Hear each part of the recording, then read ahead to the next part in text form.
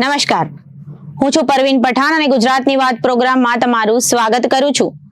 આજે આપણે આપણા આ પ્રોગ્રામમાં જાણીશું કે આપણા ગુજરાત રાજ્યમાં દિવસ દરમિયાન કઈ કઈ ઘટનાઓ બની છે અને કેવી રીતે બની છે, કયો છે સોશિયલ મીડિયાનો હોટ ટોપિક મુદ્દો, તે સમગ્ર જાણકારી વિસ્તારપૂર્વક આપણા આજના આ પ્રોગ્રામમાં આપણે નિહાળીશું। તો ચાલો જાણીએ અને નજર કરીએ શરૂઆતના મુખ્યના વિશેષ સમાચારો પર। અમદાવાદ એરપોર્ટ પરથી 2.12 કિલો ડ્રગ્સ સાથે ફિલિપાઇન્સ લેડી ડ્રગ્સ માફિયાની ધરપકડ કરવામાં આવી અને બીજી બાજુ અમદાવાદમાં નકલી ચલણી નોટોના મોટા કૌભાંડનો પર્દાફાશ કરવામાં આવ્યો। 15 લાખથી વધુની રકમ મળી આવી અને બીજી જગ્યાએ સ્મીમેરમાં થાઈગલના વિવાદ વચ્ચે વધુ એક ડોક્ટર લાલ આંખ સાથે ઝડપાયો। હોસ્ટેલના સરપ્રાઇઝ ચેકિંગમાં નશાબાજ ઝડપાયો। પંચમહાલના ગોધરામાં 1 લાખથી વધુના બિલ આવતા લોકોમાં રોષ ફેલાયો। MGVCL કચેરીએ મચાવ્યો હોબાળો અને બીજી જગ્યાએ સમગ્ર ગુજરાતમાં સૌથી મોટી ડબલ મર્ડરની હાઈ પ્રોફાઇલ ઘટના બનવા પામી છે, જે ઘટનાથી સમગ્ર ગુજરાત હચમચાવી ગયું છે। ઉમરપાડાના ઉચવાણ ગામે આવેલા કબ્રસ્તાનમાંથી 2 યુવકોની હત્યા કરાયેલી લાશ મળી આવતા ચકચાર મચી જવા પામી છે અને બીજી જગ્યાએ રાજ્યના 16 થી વધુ જિલ્લામાં ગાજવીજ સાથે હળવા વરસાદની આગાહી કરવામાં આવી છે। લોકોને કાળઝાળ ગરમીમાંથી રાહત મળશે।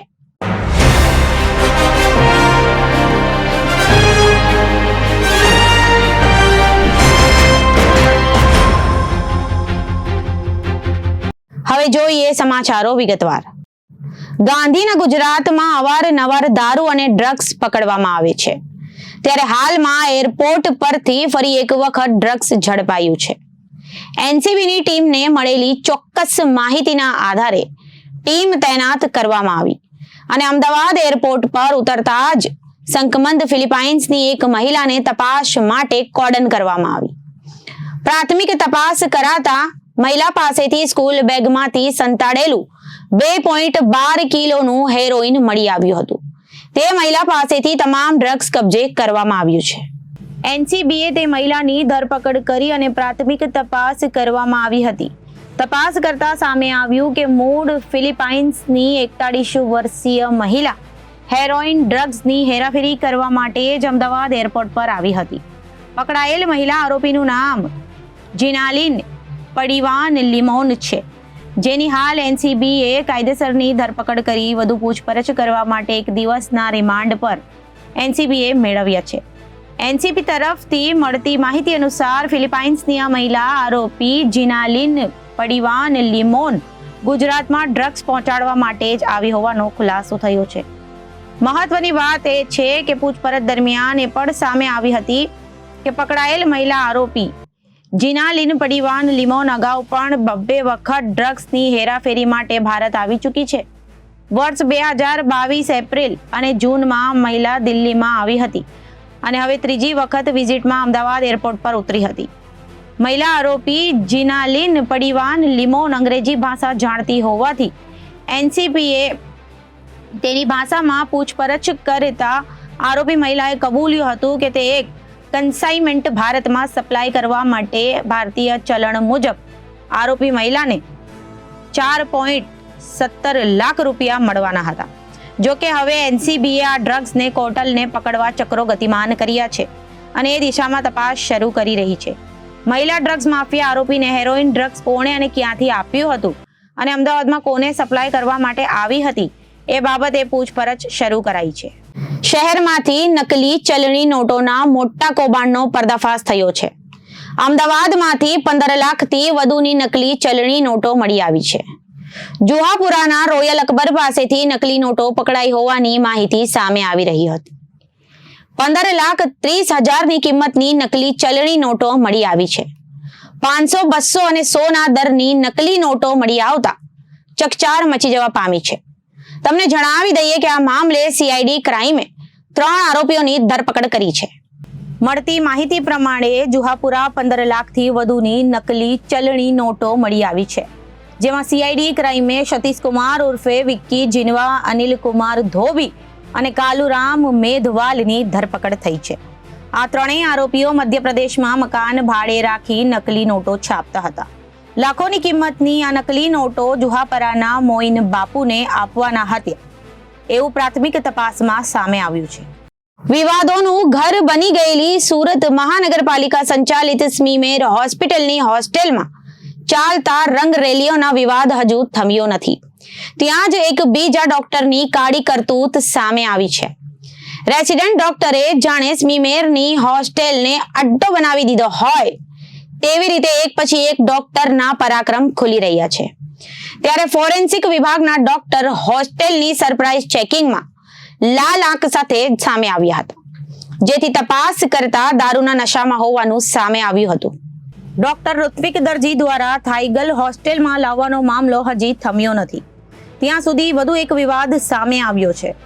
ફોરેન્સિક વિભાગનો તબીબ મુગેન્દ્ર પ્રતાપસિંહ નલવાયા નશાની હાલતમાં ઝડપાયો છે. હોસ્ટેલમાં સરપ્રાઇઝ ચેકિંગ દરમિયાન નશામાં મળી આવ્યો હતો.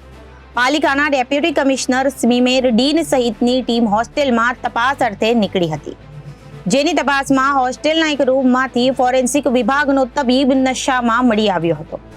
તપાસ દરમિયાન તબીબ મુગેન્દ્ર નલવાયાની આંખો લાલ જણાઈ આવતા શંકા જણાવી આવી હતી.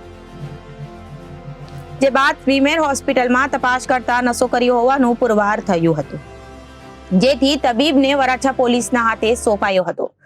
પોલીસે તબીબ વિરુદ્ધ કાયદેસરની કાર્યવાહી હાથ ધરી છે, જેથી કરીને ફરીથી એકવાર સ્મીમેર હોસ્પિટલમાં ચાલતા કાળા કામોની લીલા ઉજાગર થતા તબીબી આલમમાં ચર્ચાએ જોર પકડ્યું છે.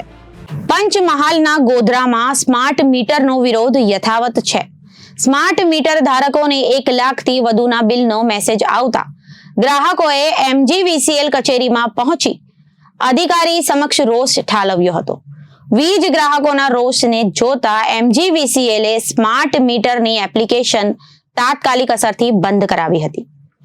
ભૂરાવાવ વિસ્તારના ગૌતમનગર અને શ્રીજીનગરના રહેવાસીઓને 1.41 લાખના વીજ બિલના મેસેજ આવ્યા હતા, જ્યારે અન્ય ગ્રાહકને 1.16 લાખ અને 1.3 લાખનો મેસેજ આવ્યો હતો. બાકી વીજ બિલના મેસેજને લઈ વીજ ગ્રાહકો ચોંકી ઉઠ્યા હતા અને MGVCLની વર્તુળ કચેરીમાં દોડી આવ્યા હતા અને અધિકારીઓ સમક્ષ ઉગ્ર રજૂઆતો કરી હતી. વીજ ગ્રાહકોના રોષને પગલે વર્તુળ કચેરી દ્વારા સ્માર્ટ મીટરના ઓનલાઈન એપ્લિકેશન તાત્કાલિક અસરથી બંધ કરવામાં આવી હતી. ટેકનિકલ ક્ષતિના લીધે સ્માર્ટ મીટરમાં બિલ વધુ આવ્યું હોવાની બાબતને અધિકારીએ સ્વીકારી હતી અને ટેકનિકલ ખામીને દૂર કરવામાં આવશે તેવી ખાતરી આપી હતી. ગોધરા શહેરમાં અત્યાર સુધીમાં 7,000 જેટલા સ્માર્ટ મીટર લગાવવામાં આવ્યા છે. સ્માર્ટ મીટર વીજ ગ્રાહકો સાથે MGVCL કચેરીના અધિકારીઓ માટે પણ માથાનો દુખાવા સમાન સાબિત થઈ રહ્યો છે. એક પછી એક ગોધરા નગરની સોસાયટીના રહીશો સ્માર્ટ મીટરને કારણે પડતી મુશ્કેલીઓને લઈ MGVCL કચેરી ખાતે પહોંચ્યા હતા અને અધિકારી સમક્ષ પોતાનો રોષ ઠાલવી રહ્યા છે. ગોધરા શહેરમાં અત્યાર સુધીમાં 7,000 જેટલા સ્માર્ટ મીટર લગાવવામાં આવ્યા છે અને સ્માર્ટ મીટરમાં પડતી મુશ્કેલીઓ અને ટેકનિકલ ખામીઓને લઈ રોજ વીજ ગ્રાહકોના ટોળેટોળા MGVCL કચેરી ખાતે દોડી આવે છે અને સ્માર્ટ મીટર દૂર કરી જૂના મીટર લગાવવા માટેની માંગ કરવામાં આવી રહી છે. આ મીટર લગાવવાની શરૂઆત દક્ષિણ ગુજરાત અને મધ્ય ગુજરાતમાં મે મહિનાથી શરૂ થઈ છે. અધિકારીઓ અનુસાર કેન્દ્ર સરકારના આદેશ મુજબ 1.5 વર્ષમાં ખેતી સિવાયના વિભાગમાં 17 લાખ નવા સ્માર્ટ મીટર લગાવાશે. અધિકારીઓ અનુસાર સ્માર્ટ મીટર કેન્દ્ર સરકારની ગાઈડલાઈન મુજબ ગુજરાત જ નહીં, બિહાર, ઉત્તર પ્રદેશ, આસામ, હરિયાણા, ઝારખંડ અને મધ્યપ્રદેશમાં પણ લાગ્યા છે. ગુજરાતમાં સૌથી મોટી ડબલ મર્ડરની હાઈ પ્રોફાઇલ ઘટના બનવા પામી છે, જે ઘટનાથી સમગ્ર ગુજરાત થંભી ગયું છે અને હચ મચાવી ગયું છે. ઉમરપાડાના ઉચવાડ ગામે આવેલા કબ્રસ્તાનમાંથી 2 યુવકોની હત્યા કરાયેલી લાશ મળી આવતા ચકચાર મચી જવા પામી છે. કબ્રસ્તાનના ખાડામાંથી મળેલી લાશ સુરતના 2 માથાભારે મુસ્લિમ યુવકો તરીકે ઓળખ થઈ હતી. ઉમરપાડા કબ્રસ્તાનમાં ડબલ મર્ડરમાં લિંબાયતનું મોટું માથું બેનકાબ થતા ચકચાર મચી જવા પામી છે. ઓવેસીની પાર્ટીના પૂર્વ પ્રમુખ ખુરશીદ અલી સૈયદની મર્ડરમાં ધરપકડ કરવામાં આવી છે. બિલાલ ચાંદીએ સરજાહેર તમાચો મારતા અપમાનનો બદલો લેવા હત્યા કરાવી હોવાની વાત આરોપીએ પોતે કબૂલ કરી હતી. ગુજરાતમાં સૌથી મોટી ડબલ મર્ડરની હાઈ પ્રોફાઇલ ઘટના બનવા પામી છે. સિરિયલ કિલરના કાવતરાને પણ પાછળ પાડી દે તેવી ઘટના પ્રકાશમાં આવી છે, જે ઘટનાથી સમગ્ર ગુજરાત હચ મચાવી ગયું છે. ઉમરપાડા પોલીસની હદમાં આવેલ ઉચવાણ ગામે આવેલા કબ્રસ્તાનમાં કેરટેકરને કબ્રસ્તાનમાં એક માટીનો ઢગલો જોવા મળ્યો હતો. નવો મૃતદેહ દાટવામાં આવ્યો હોવાની શંકા તેને જાગી હતી. કોઈને દફનાવવામાં આવે તો તે સંજોગોમાં કબ્રસ્તાનના જવાબદાર વ્યક્તિને જાણ કરવાની સાથે ધાર્મિક વિધિ સાથે અંતિમ સંસ્કાર થતા હોય છે, પરંતુ અહીં કોઈને જાણ કરાયા વિના જ કોઈ મૃતદેહ દફન કરી ગયું હતું તેવું લાગી રહ્યું હતું. અસ્તવ્યસ્ત રીતે દફન વિધિ કરવાની સાથે તેની આસપાસ ઘસડવાના નિશાનો હતા. ડેડ બોડીને ઉચકીને લાવવાને બદલે ઘસડીને લાવવામાં આવે તે વાત વધુ ગંભીર લાગતા ત્વરિત ઉમરપાડા પોલીસને જાણ કરવામાં આવી હતી. આ બંને 7મીએ મોડી રાત્રે ઉમરપાડાના અફઝલને મળવા આવ્યા હતા અને ત્યારબાદથી એ લોકો ગુમ હતા. સમગ્ર હાઈ પ્રોફાઇલ ઘટના કેમ બની હતી તેના વિશે તમને જણાવી દઈએ કે સુરતના 2 માથાભારે યુવકોની હત્યા કરી લાશ ઉમરપાડાના ઉંચવાણ ગામે આવેલા કબ્રસ્તાનમાં દાટી દેવાની ચકચારી પ્રકરણમાં લિંબાયતના સરદારનગરમાં રહેતા અને લિંબાયતમાં મુસ્લિમ સમાજના અગ્રણી ગણાતા તથા ઓલ ઇન્ડિયન મજલિસે ઇત્તેહાદિલ મુસ્લિમીન એમીમ સુરતના પૂર્વ પ્રમુખ ખુરશીદ અલી સૈયદ મુખ્ય સૂત્રધાર તરીકે બહાર આવતા પોલીસ તેમને ઉચકી ગઈ હતી. 1 વર્ષ પૂર્વે બિલાલ ચાંદીએ સરજાહેર ખુરશીદ અલીને તમાચો મારતા અપમાનની આગમાં સળગતા ખુરશીદ અલીએ તેના સગા ભાઈ અફઝલ હાજીભાઈ સૈયદનાને ખૂન કરવા માટે ₹16 લાખમાં સોપારી આપી હતી, જે સોપારી પેટે ટુકડે ₹12 લાખ જેટલી રકમ રોકડમાં આરોપી અફઝલ શેખને આપી હતી, જેથી બિલાલ ઉર્ફે ચાંદીનું ખૂન કરવા માટે આરોપી અફઝલ હાજી શેખનાએ પ્રથમ અઝરુદ્દીન ઉર્ફે અજ્જુ મિત્રતા કેળવી બાદ બિલાલ ઉર્ફે ચાંદી સૈયદ સાથે મિત્રતા કેળવાઈ હતી અને પછી 8/6/2024ના રોજ બંને મરણ જનાર ઈસમોને આરોપી અફઝલ શેખનાનો પોતાના ગામ ઉચવાણ ગામે ફરવા માટે લઈ જઈ ખૂન કરી નાખવાનો પ્લાન બનાવ્યો હતો, જેથી તેની સાથે સતત મોબાઈલ ઉપર સંપર્કમાં રહેલ અને પ્લાન મુજબ અફઝલ શેખે તેના શાગીર્દો પ્રજ્ઞેશ દિલીપભાઈ ગામિત જે રહે તાડકુવા જિલ્લા તાપી તથા અન્ય શાગીર્દો સાથે મળી પોતાના જ કબજાના ખંડેર મકાનમાં બિલાલ ઉર્ફે ચાંદીનું ગળું કાપી ખૂન કરી નાખ્યું હતું, જે દરમિયાન સતત પોતે આરોપી અફઝલ સાથે મોબાઈલ ઉપર સંપર્કમાં હતો અને બિલાલ ઉર્ફે ચાંદીનું ખૂન કર્યા બાદ આરોપી અફઝલ હાજી શેખે વોટ્સઅપ એપ્લિકેશનમાં વિડીયો કોલ કરી ખૂન કર્યું હોવાનું બતાવતા જેના સ્ક્રીનશોટ મોબાઈલમાં પાડ્યા છે અને સોપારી પેટે નક્કી કરેલ બાકીના રૂપિયા માંગતા ખરેખર બિલાલ ઉર્ફે ચાંદી સૈયદનું ખૂન કર્યું છે કે કેમ, જેની ખરાઈ કર્યા બાદ રૂપિયા આપવાનું જણાવી પોતાના જમાઈ અસલમ હાજીભાઈ શેખ સાથે રાત્રિના આશરે 1:30-2 વાગ્યાના સુમારે સુરતથી પોતાની હોન્ડાઈ ક્રેટા કાર લઈ ઉચવાણ ગામે ગયો હતો અને જે જગ્યાએ બિલાલ ઉર્ફે ચાંદીનું ખૂન કર્યો હતો એ જગ્યાએ જઈ લાશ વેરીફાઈ કર્યા બાદ આરોપી અફઝલ હાજી શેખને ₹3,70,000 આપી ત્યારબાદ અઝરુદ્દીન ઉર્ફે અજ્જુ લિંબાયતનો છે, જે કોઈને આ વાતની જાણ કરી ન દે તે માટે તેને પણ મારી નાખવાનું જણાવી બધાએ ભેગા મળી આ અઝરુદ્દીન ઉર્ફે અજ્જુ શેખનું પણ ખૂન કર્યું હતું. અને ત્યારબાદ ત્યાંથી પોતાના જમાઈ અસલમ હાજી શેખ સાથે પરત સુરત આવી ગયો હોવાની હકીકત સામે આવી છે. તેમજ આરોપી કૌશિક પ્રતાપ વસાવાની પૂછપરછ દરમિયાન જાણવા મળ્યું હતું કે આરોપી અફઝલ હાજીભાઈ શેખ નાનો પોતાનો મિત્ર હોય, જેથી બનાવના રાત્રિના વખતે પોતાને ઉચવાણ ગામે કબ્રસ્તાન નજીક બોલાવ્યો હતો. જે વખતે અફઝલ શેખનાએ પોતાના મિત્ર પ્રજ્ઞેશ ગામિત સાથે મળી સુરત શહેરના પોતાના દુશ્મન બિલાલ ચાંદી તથા અજ્જુ શેખનું ખૂન કરી નાખ્યું હતું અને જે બંનેની લાશ દાટી દેવાની હોવાથી કબ્રસ્તાનમાં લાવ્યો હતો અને મદદ કરવાનું જણાવી કબ્રસ્તાનમાં પોતે લાશ દાટવા માટે ખાડો ખોદવતા હોય અને તે દરમિયાન કબ્રસ્તાનની બહાર કોઈ આવી જાય તો વોચ રાખવા માટે ઊભો રાખ્યો હતો. પોતે અફઝલ શેખના કહેવા મુજબ રાત્રિના કબ્રસ્તાનની બહાર વોચમાં ઊભો રહ્યો હતો અને અફઝલ હાજી શેખ તથા તેનો મિત્ર પ્રજ્ઞેશ દિલીપ ગામિતે કબ્રસ્તાનમાં જઈ ખૂન કર્યું હતું. બંને ઈસમોની લાશ દાટવા માટે ખાડો ખોદી બાદ ત્રણેયથી ખૂન કરી બંને ઈસમોને લાશ ખાડામાં દફનાવી માટી નાખી ત્યાંથી પ્રજ્ઞેશ ગામિત અલ્ટો કારમાં બંને ત્યાંથી ચાલી ગયો હતો એવી હકીકત સામે આવી છે.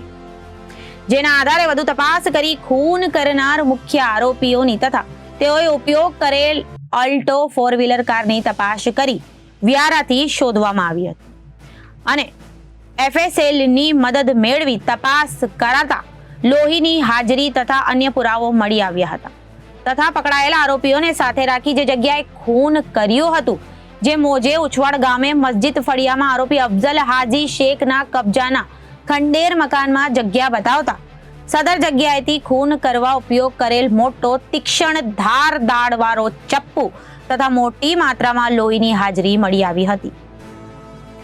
FSL અધિકારી શ્રીની સૂચના મુજબ તમામ પુરાવાઓ એકત્રિત કરવામાં આવ્યા હતા અને પકડાયેલા આરોપીઓ વિરુદ્ધમાં કાયદેસરની કાર્યવાહી કરવામાં આવી હતી તથા ખૂન કરનાર આરોપી અફઝલ હાજી શેખ તથા તેના શાગિર્દને વોન્ટેડ જાહેર કરી આગળની તપાસનો ધમધમાટ શરૂ કરવામાં આવ્યો છે. ગઈકાલે સવારે 7:15ની આસપાસ ઉમરપાડા પોલીસ સ્ટેશનના સબ ઇન્સ્પેક્ટર છે અને ઊંચવાડા ગામ છે તેના સરપંચ દ્વારા એક ફોન આવેલો કે રેલવે સ્ટેશન પાસે આવેલું જે કબ્રસ્તાન છે એની અંદર કોઈ પશુ અથવા કોઈ વ્યક્તિઓને દફનાવેલ હોવાની ત્યાંના કબ્રસ્તાનના કેરટેકર જે છે મુસાભાઈ એમને શંકા છે. એ આધારે પોલીસ સ્ટાફ અને સબ ઇન્સ્પેક્ટર દ્વારા ત્યાં SDMને હાજર રાખી અને કબ્રસ્તાનની અંદર જે જગ્યાએ દફનાવેલ જાનવર અથવા વ્યક્તિ હોવાની શંકા હતી ત્યાં પંચો રૂબરૂ એ ખાડો ખોદાવી SDMની મંજૂરી લઈ અને એ ખાડો ખોદતા એમાંથી 2 માનવ શરીર મૃત હાલતમાં મળી આવેલા. આ બંને યુવાનો હતા. એમની ઓળખ કરવાની પોલીસ દ્વારા તજવીજ કરવામાં આવેલી અને એ દરમિયાન પોલીસને માલુમ પડેલ કે આ બંને ઈસમો જે છે એ મૂળ લિંબાયતના વતની સુરત શહેરમાં રહે છે અને એકનું નામ અઝરુદ્દીન ઉર્ફે અજ્જુ કાદર શેખ અને બીજો બિલાલ ઉર્ફે ચાંદી જમીલ સૈયદ નામના વ્યક્તિઓ છે. એ ઓળખને આધારે બંને ડેડ બોડી છે એનું PM કરાવડાવી અને પ્રાઇમરી કોઝ ઓફ ડેથ મેળવવામાં આવેલું. પ્રાઇમા ફેસી પોલીસને આ બંને વ્યક્તિઓ છે એને ગળામાં કાપો મારવાથી અથવા તીક્ષ્ણ હથિયારથી ગળા ઉપર હુમલો કરવાથી મૃત્યુ નિપજેલ હોવાનું PM દરમિયાન પ્રાથમિક કોઝ ઓફ ડેથ મળેલું. આ આધારે આ જે મરણ જનાર પૈકી એક કદીર જમીલ સૈયદ જે છે એ બિલાલના ભાઈ છે. એમની ફરિયાદ પોલીસ દ્વારા 302, 342 અને 201 મુજબ દાખલ કરવામાં આવેલી છે. આ બનાવની હકીકત સંદર્ભે ઊંડાણપૂર્વકની તપાસ કરતા આ ડેડ બોડી છે બંને વ્યક્તિઓ છે એમને ક્યાંય કોઈ અજાણી જગ્યા ઉપર મર્ડર કરી અને આ કબ્રસ્તાનની અંદર દફનાવેલ હોવાનું પ્રાથમિક દ્રષ્ટિએ હાલ જણાયેલું છે. પોલીસ આ મર્ડર કઈ જગ્યાએ કરવામાં આવેલું છે એ દિશામાં અને આ મર્ડરનો મોટિવ શું છે એ દિશામાં હાલ તપાસ કરી રહેલી છે. કેટલીક ક્લૂઝ પણ પોલીસને મળેલી છે અને એ દિશામાં LCB, SOG, સ્થાનિક પોલીસ અને અન્ય ટીમો છે એ જુદી જુદી દિશામાં તપાસ કરી રહેલ છે. એ દરમિયાન પોલીસને જાણવા મળેલ કે ઉમરપાડા પોલીસ સ્ટેશન વિસ્તારમાં રહેતો અફઝલ હાજી શેખ નામનો વ્યક્તિ છે એ પણ આ 3 વ્યક્તિઓ સાથે સુરતથી આવેલો અને મૂળ ઉમરપાડાનો વતની છે. એ લોકોને અવારનવાર એમને અહીં બોલાવતો આ બંને મરણ જનારને, અને એની સાથે દોસ્તી હતી. આ વ્યક્તિ છે એને શોધખોળ કરતા એ ગાયબ છે, અને એ તપાસ દરમિયાન એ ક્યાંય ફોન સ્વિચ ઓફ કરી અને અન્ય વ્યક્તિઓ સાથે ક્યાંક નીકળી ગયેલો હોવાનું પોલીસને પ્રાથમિક દ્રષ્ટિએ હાલ તપાસમાં જણાયેલું છે. આ તપાસ દરમિયાન પોલીસને જુદા જુદા વિટનેસીસ અને ક્લૂઝ મેળવતા ટેકનિકલ સર્વેલન્સ આધારે એવું જાણવા મળેલ છે કે આ જે બંને વ્યક્તિઓ છે એને કોઈ વાહનમાં લઈ આવી અને આ કબ્રસ્તાનની અંદર ઢસડીને લઈ જઈ અને એ લોકોની દફનવિધિ કરેલો હોવાનું જણાયેલું છે.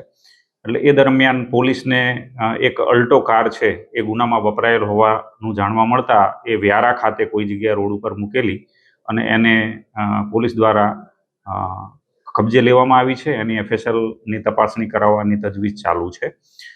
આ જે બનાવ છે એની અંદર પોલીસને ક્યાંય ને ક્યાંય કોઈ જગ્યાએ આંતરિક રાઇવલરી હોવાનું પણ જણાયેલું છે. એ દિશામાં બી તપાસ કરવામાં આવી રહેલી છે. ક્યાંય કોઈ જગ્યાએ અન્ય આરોપીઓ પણ આમાં સંડોવાયેલ હોવાનું પ્રાથમિક દ્રષ્ટિએ જણાય છે.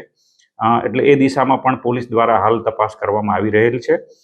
આ જે આરોપી જે અફજલ હાજી શેખ છે જેના પર ફરિયાદીશ્રીએ શંકા વ્યક્ત કરી છે અને ક્યાંય કોઈ જગ્યાએ પોલીસને પણ એ દિશામાં ક્લૂઝ મળેલી છે, એના વિરુદ્ધમાં ટોટલ 4 ગુના અગાઉ પણ નોંધાઈ ચૂકેલા છે.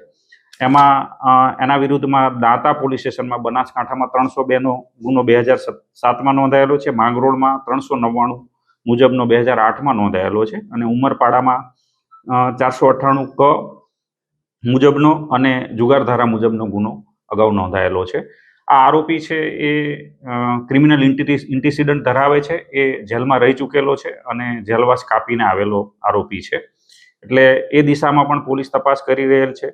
મરણ જનાર પૈકી બિલાલ અને અજ્જુ, એ પૈકી બિલાલ છે એનો પણ ગુનાહિત ઇતિહાસ છે. એ પણ સલાબતપુરા પોલીસ સ્ટેશનમાં સુરત શહેરમાં આર્મ્સ એક્ટના 2 ગુનામાં પકડાયેલો છે. એટલે ક્યાંય કોઈ જગ્યાએ આ બંને લોકો છે મિત્રતા હતી, પણ ક્યાંય કોઈ પૈસાની લેતી દીતીને લઈ યા બીજી કોઈ અગમ્ય કારણસર એમના વચ્ચે કોઈ અણબનાવ બનેલો છે અને આ બનાવ બનેલો છે. એમાં કોણ કોણ સંડોવાયેલા છે, આ ગુનાનો મોટિવ શું છે અને આ ગુનાનો જે જગ્યા છે એ ક્યાં છે, કોન્સ્પિરેસી રચવામાં આવી તો ક્યાં આ લોકોએ કાવતરું રચેલું છે, એ દિશામાં પોલીસ હાલ તપાસ કરી રહેલ છે. જુદી જુદી ટીમ SP સાહેબ શ્રી સુરત ગ્રામ્યના માર્ગદર્શન નીચે કામ કરી રહેલી છે. પોલીસ છે એને કેટલાક ક્લૂઝ મળેલા છે અને અમે લોકો થોડા જ સમયમાં આ ગુનો છે એના આરોપીઓ છે એને પકડી લેવામાં સફળ થઈશું. ગુજરાતમાં દર વર્ષે 15 જૂને ચોમાસાની શરૂઆત થતી હોય છે, પરંતુ આ વર્ષે 4 દિવસ અગાઉ એટલે કે 11 જૂનથી જ રાજ્યમાં વરસાદી માહોલ જામ્યો છે અને ચોમાસાનો વિધિવત પ્રારંભ થયો છે. રાજ્યમાં ચોમાસાની શરૂઆતમાં જ અનેક જગ્યાએ સારો એવો વરસાદ ખાબક્યો હતો. અમરેલીમાં તો ખેડૂતોએ વાવડીના શ્રી ગણેશ પણ કરી દીધા છે. આજે રાજ્યના 16થી વધુ જિલ્લામાં વરસાદ વરસી શકે છે. હવામાન વિભાગની આગાહી મુજબ દક્ષિણથી લઈ મધ્ય ગુજરાત તેમજ સૌરાષ્ટ્રમાં વરસાદી માહોલ જોવા મળશે. તેમજ અનેક જગ્યાએ ગાજવીજ સાથે હળવા વરસાદની આગાહી કરાઈ છે. વલસાડ જિલ્લામાં છેલ્લા 7 દિવસથી વરસાદી માહોલ જોવા મળી રહ્યો છે. ત્યારે આજે વલસાડ તાલુકામાં વરસાદ વરસ્યો હતો, જેને લઈને શાકભાજી માર્કેટમાં વેપાર કરતા વેપારીઓએ ભારે હાલાકીનો સામનો કરવાનો વારો આવ્યો હતો. આજે સવારે 6 થી 10 દરમિયાન વલસાડ તાલુકામાં 16 મિલીમીટર વરસાદ નોંધાયો હતો. વલસાડની શાકભાજી માર્કેટ અને APMCમાં કેરીના વેપારીઓએ કેરી બચાવવા માટે પ્લાસ્ટિક અને તાડપત્રી વડે કેરી અને શાકભાજી બચાવવાની નોબત આવી હતી. અચાનક વરસાદ પડતા ચોમાસાની સિઝનના 90-95 દિવસોમાંથી સરેરાશ 38 દિવસ સુધી ભારેથી હળવો વરસાદ પડી શકે છે, જેમાંથી 9 દિવસ રાજ્યમાં ભારેથી અતિ ભારે વરસાદ અને 17 દિવસ મધ્યમ અને 12 દિવસ સુધી હળવો વરસાદ પડવાની શક્યતાઓ સેવાઈ રહી છે. આ સિઝન દરમિયાન ગુજરાતમાં કચ્છ, પૂર્વ ગુજરાત, ઉત્તર ગુજરાત, સૌરાષ્ટ્ર અને દક્ષિણ ગુજરાત જેવા 5 ઝોનમાં વર્ષ 1992 અને 2021 સુધીમાં એવરેજ કચ્છમાં 456 મિલીમીટર, પૂર્વ ગુજરાતમાં 806 મિલીમીટર, ઉત્તર ગુજરાતમાં 720 મિલીમીટર, સૌરાષ્ટ્રમાં 717 મિલીમીટર અને દક્ષિણ ગુજરાતમાં 1476 મિલીમીટર વરસાદ પડતો હોય છે. ત્યારે આ વર્ષે પણ ચોમાસામાં સારો વરસાદ પડવાની શક્યતા છે. અમદાવાદ, આણંદ, પંચમહાલ, દાહોદ, મહીસાગર, વડોદરા, છોટા ઉદેપુર તેમજ દક્ષિણ ગુજરાતના નર્મદા, ભરૂચ, સુરત, ડાંગ, નવસારી, વલસાડ, તાપી, દમણ, દાદરા નગર હવેલી તેમજ સૌરાષ્ટ્રના અમરેલી અને ભાવનગરમાં ગાજવીજ સાથે હળવા વરસાદની આગાહી વ્યક્ત કરવામાં આવી છે. આવતીકાલે 14 જૂનના રોજ વડોદરા, છોટા ઉદેપુર, નર્મદા, ભરૂચ, સુરત, ડાંગ, નવસારી, વલસાડ, તાપી, દમણ, દાદરા નગર હવેલી, અમરેલી, ભાવનગરમાં વરસાદ રહેશે. આ ઉપરાંત 15 જૂનના રોજ છોટા ઉદેપુર, ડાંગ, નવસારી, વલસાડ, તાપી, દમણ, દાદરા નગર હવેલી, અમરેલી, ભાવનગરમાં વરસાદ વરસશે. તેમજ 16 જૂને નવસારી, વલસાડ, દમણ, દાદરા નગર હવેલી, ગીર સોમનાથમાં વરસાદ રહેશે. જ્યારે 17 જૂનના નવસારી, વલસાડ, દમણ, દાદરા નગર હવેલી, ગીર સોમનાથમાં વરસાદ પડશે. તેમજ 18 જૂનના રોજ ડાંગ, નવસારી, વલસાડ, દમણ, દાદરા નગર હવેલી, ગીર સોમનાથમાં વરસાદ વરસશે. ગઈકાલે બુધવારે સવારે વલસાડ જિલ્લાને અડીને આવેલા સંઘ પ્રદેશમાં દમણમાં વરસાદ વરસ્યો હતો. દમણ પંથકમાં વરસાદ પડતા કાળઝાળ ગરમીમાં સ્થાનિક લોકોને રાહત મળી હતી. નાના બાળકો અને યુવાનોએ પહેલા વરસાદમાં પલળવાની મજા માણી હતી. દમણ વિસ્તારમાં વરસાદ પડતા વાહનોની ગતિ ધીમી થઈ ગઈ હતી. વાહન ચલાવતા વાહન ચાલકોએ પણ વરસાદની મજા માણી હતી. દમણ પંથકમાં દૂર દૂરથી આવેલા સહેલાણીઓ પણ વરસાદની મજા માણી રહ્યા હતા. તો અત્યારે ગુજરાતની વાતમાં વિરામ લઈએ. વધુ સમાચારો માટે જોતા રહો જનાદેશ ન્યૂઝ. નમસ્કાર.